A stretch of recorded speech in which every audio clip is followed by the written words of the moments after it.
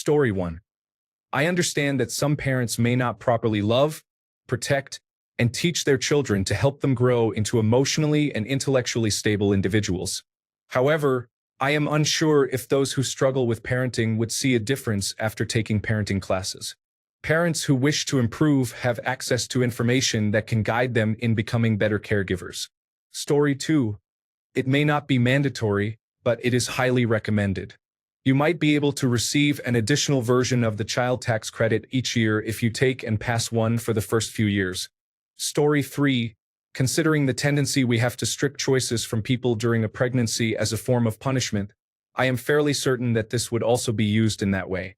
Instead of being useful and resourceful, it would likely do the opposite. Story 4. I think they should recommend that if you have had any situation involving bad parenting or if you have been convicted of a crime, you should have to. Story 5. How would you enforce this? What are the consequences when someone inevitably refuses to take the class? Story 6. When I split with my partner, the judge required us to participate, focusing on how to deal with children from a broken family. Yes, these programs should be mandatory and non-religious. Story 7. Parenting classes should not be mandatory, but they should be more accessible. Someone who is required to learn something that demands inner work and self-reflection will not gain anything. Story 8. My wife had us attend a couple of those classes while she was pregnant, which cost around $40 each. The instructor shared information that I already knew. As soon as the baby was born, most of the information from those classes seemed to vanish for her, and she began to follow advice she found online instead. Story 9. I believe an early childhood development class should be mandatory in high school. These students are the future parents, some sooner than others. At the very least, they will have heard the information once, even if they do not pay close attention. Any information they receive after becoming parents will be a second exposure. I work with families of infants and toddlers, and the number of people who think you should discipline a 6-month-old is alarmingly high. Story 10. Only if it is free, with many locations near public transportation. Not mandatory, scientifically backed, audited for content frequently, free from any advertising, open to every type of parent, considerate of local demographics, run by the government and not outsourced to companies, open outside of regular business hours, easily accessible to everybody, regardless of their situation, and they need to be able to get value from it. Story 11. Every person should be taught how to cook, how to grow food, how to fix things, how to manage money, basic first aid, and how to raise children. Story 12. Ideally, that would be wonderful. However, realistically, it is not enforceable. I am also unsure if any class would be comprehensive enough to cover everything important, as there is no one-size-fits-all approach. Story 13. This sounds good at first, but who is enforcing this? How available and expensive is it? This could be exploited by those in power to control who is allowed to have children. You might end up with a system where some people are prevented from taking the classes due to expense or other arbitrary registration issues, and then face consequences because they had a baby before they could get off the parent class waitlist. Story 14. Who creates the curriculum? Our newborn was mostly sleeping through the night, gaining weight, and in good spirits when awake. Public health nurses insisted we wake her every few hours to feed. Our pediatrician advised letting her nurse when she was hungry. We followed our pediatrician's guidance, and everything turned out fine. The typical guidance still is to wake the baby to feed, but this can seriously disrupt sleep patterns for both parents and the child. Parents need as much sleep as possible if they have any hope of parenting effectively. Parenting is a complex equation that depends entirely on the child, the parents, the environment, the support system, and more. Advice that works for one family may be detrimental to another. Child rearing also varies across cultures. Who will decide which cultural norm forms the basis of the curriculum in a multicultural society? Story 15. What is the punishment for noncompliance? Forced abortion, sterilization, 18 months in confinement, or a significant fine for illegal procreation? Story 16. No, because they would be used as a method of eugenics by preventing undesirables from accessing these classes, thereby limiting their ability to have children. There is too much potential for abuse, and I don't believe the government should regulate people's reproductive rights. Story 17. I believe it would benefit everyone, even those without children, to develop certain skills and mindsets. The concept of "it takes a village" comes to mind, where neighborhoods support each other's children. Some places currently have this dynamic, while others previously did. Story 18. I don't agree, but I find it humorous that the Catholic Church requires couples to take marriage classes for an officiated wedding, yet allows them to have children without any preparation. Story 19. Teen parents absolutely need support. It would help them tremendously and reduce feelings of loneliness or confusion.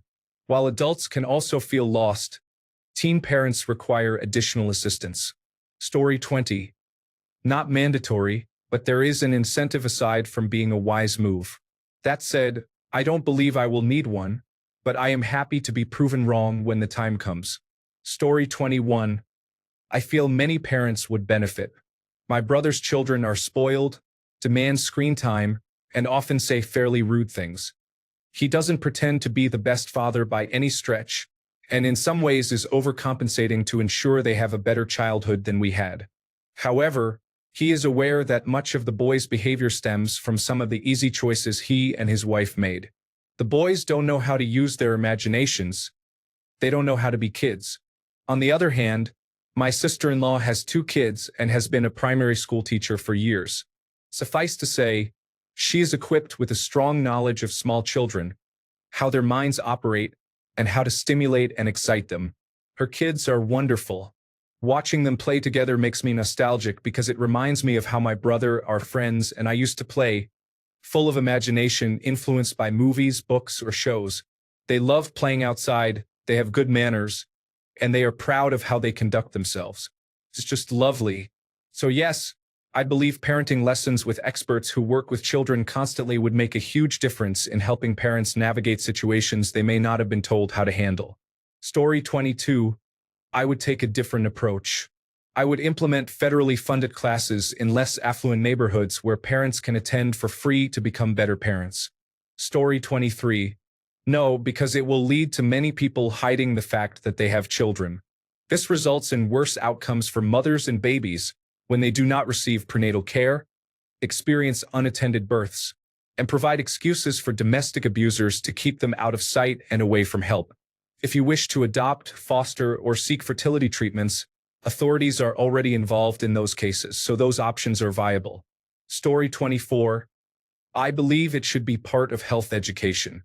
Topics should include what qualifies as parental abuse, the different types of abuse, how to identify the signs, effective parenting and discipline strategies, supporting a child with behavioral problems, recognizing signs of medical or mental health issues, and what to do if you suspect another adult is abusing a child.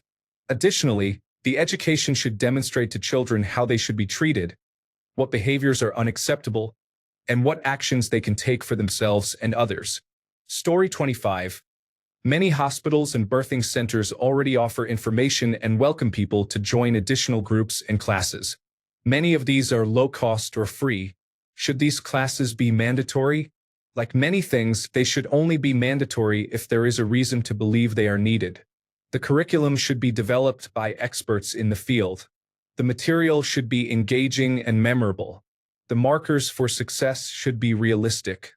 A simple discussion between parents and a social worker after birth would likely provide insight into the need for support. Other markers to consider include whether Child Protective Services is involved in their lives, how other children are functioning, whether they feel confident as parents, if they have support from friends and family, and whether they are overcoming substance abuse. Typically, a social worker will meet with parents after birth to determine health needs and identify potential postpartum depression or postpartum psychosis. This feels like a manageable additional step for parents who would like or need it.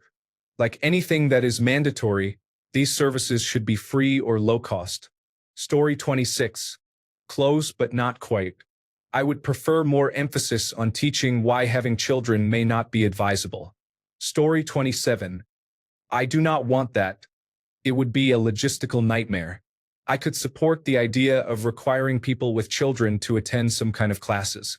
Many individuals simply improvise or replicate what their parents did. Having research-backed information from experts could be very helpful to many people.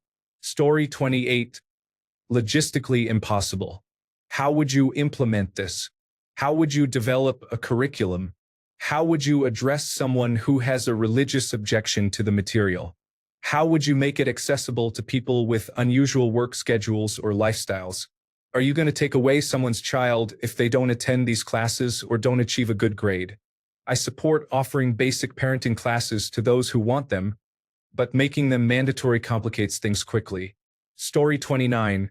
There is no standard definition of good parenting, and it is unlikely that there will be compensation for the classes. Story 30.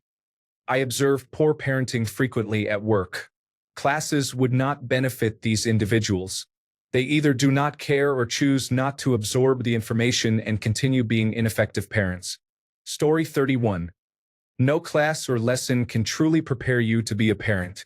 I am a 21-year-old with no children and have never been in a relationship. Typing this comment out.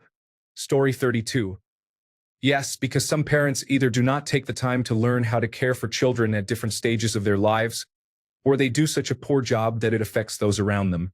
I do not want to see a child yelling and screaming in a restaurant when they are old enough to understand the word no and behave accordingly.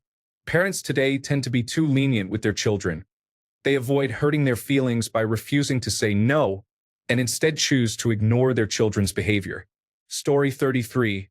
No, this would inevitably be used to discriminate against disliked groups in society, if not at the beginning, then at some point in the future. Story 34. I believe this may be a very bad idea for two main reasons. 1. Parents who would require the class are unlikely to change their behavior, and if it is mandated, it is more likely that they will actively oppose it and its content. This would create a requirement for having children, and I think that it sets an extremely dangerous precedent. What would happen if someone has a child without attending the course? Story 35. It sounds great on paper, but it would be impossible to enforce. By what standards do we decide which classes to teach? How do we ensure every parent takes this class? Who will develop the classes? Who will fund them? How do we make these classes accessible to everyone? It would be a logistical nightmare and a breeding ground for racism, homophobia, and religious intolerance, which we already observe in adoption and foster care. Story 36. Basic childcare, both physical and mental, should be part of regular education in the same way that first aid or sex education is. Even for people who do not want to be parents, it is likely they will have to care for or at least have some contact with children. Knowing what to do if you have no experience in this area will be useful. This is not about actual parenting classes. The goal is to highlight important topics and to make individuals aware that parenting can be complicated. People who want to do their best should understand that they cannot rely solely on instincts or what they hear from others. While this approach will not significantly address intentional abuse or neglect, it is not something that can be resolved through mandatory lessons. Story 37.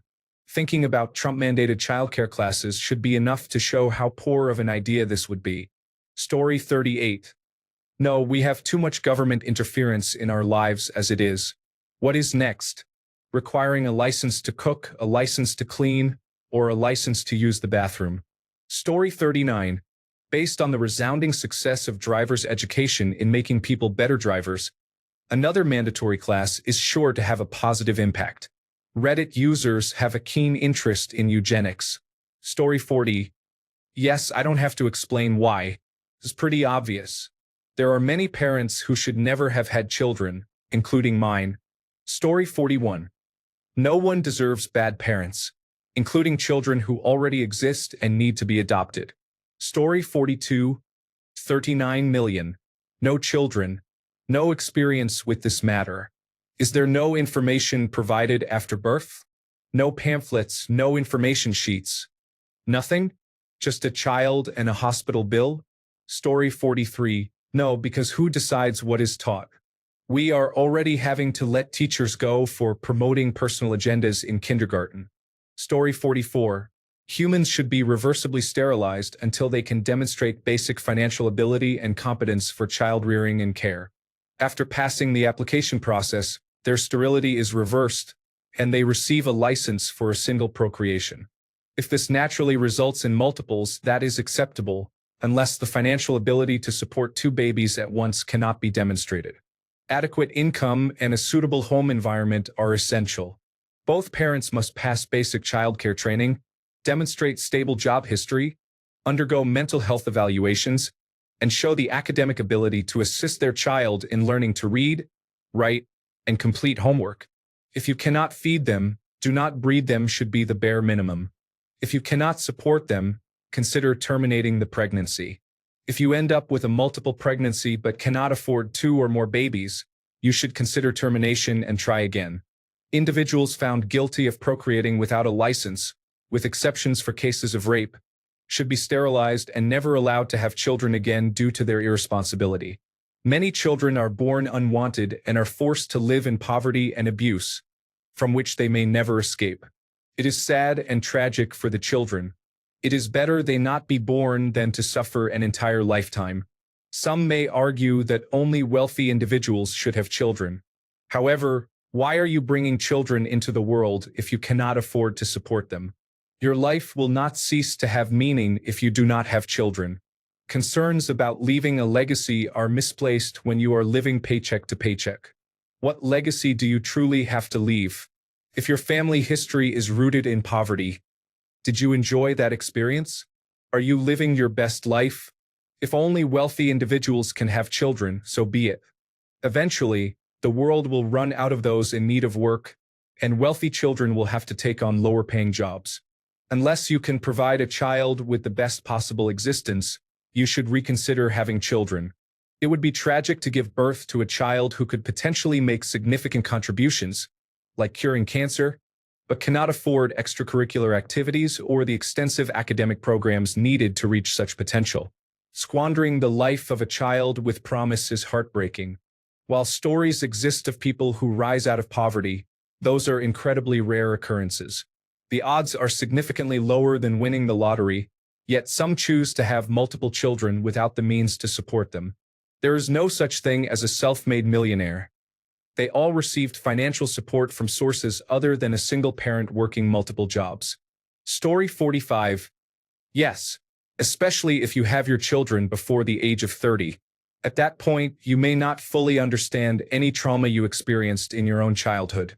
It would be invaluable to have a third party provide insight, such as suggesting ways to teach your child about boundaries to help them feel safer and happier as they grow. Additionally, many of us had parents who loved us but served more as providers and caretakers than as true parents, as that was all they knew from their own upbringing.